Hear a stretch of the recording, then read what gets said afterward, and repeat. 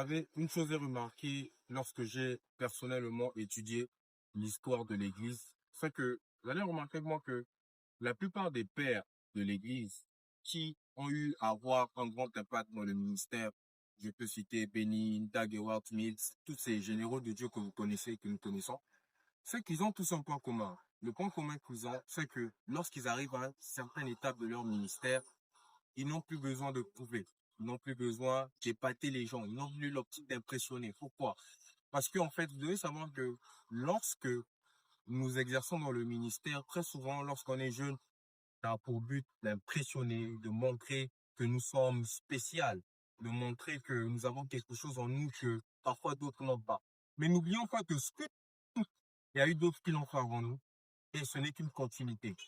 Voilà pourquoi, lorsque j'ai compris ça, j'ai fini par comprendre que lorsque nous servons Dieu, nous devons le servir pour que le but soit pour sa gloire. Beaucoup de serviteurs aujourd'hui servent Dieu, mais le but pour lequel ils servent Dieu, ce n'est pas pour la gloire d'autres, c'est pour leur propre. Afin qu'on dise oui, c'est un grand prophète, afin qu'on dise oui, c'est un grand enseignant, c'est un grand prédicateur. Tout ça, c'est bien, c'est pas mauvais. Mais il faut d'abord que Jésus-Christ, pour que le Saint-Esprit soit connu, pour que la personne de Jésus-Christ, la personne du Saint-Esprit soit connue.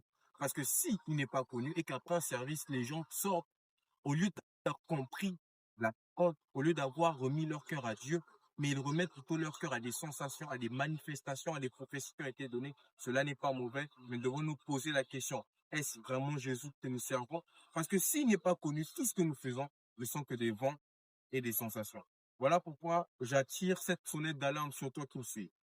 La question aujourd'hui n'est pas est-ce que je sers, mais est-ce que je sers pour que Dieu soit vu? Est-ce que je sers pour que Jésus soit vu? C'est ça la question que tu dois te poser. Est-ce que dans mon église, les gens ont même plus peur de Dieu que de moi?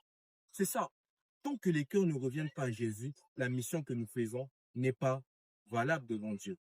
Voilà pourquoi nous devons toujours ramener les cœurs à Dieu. Pas à nous, pas à nos manifestations, pas à nos dons, pas à nos capacités surnaturelles à prédire l'avenir, mais à Dieu.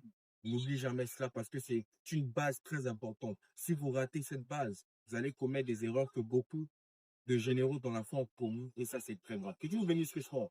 Que la paix soit avec vous. Shalom.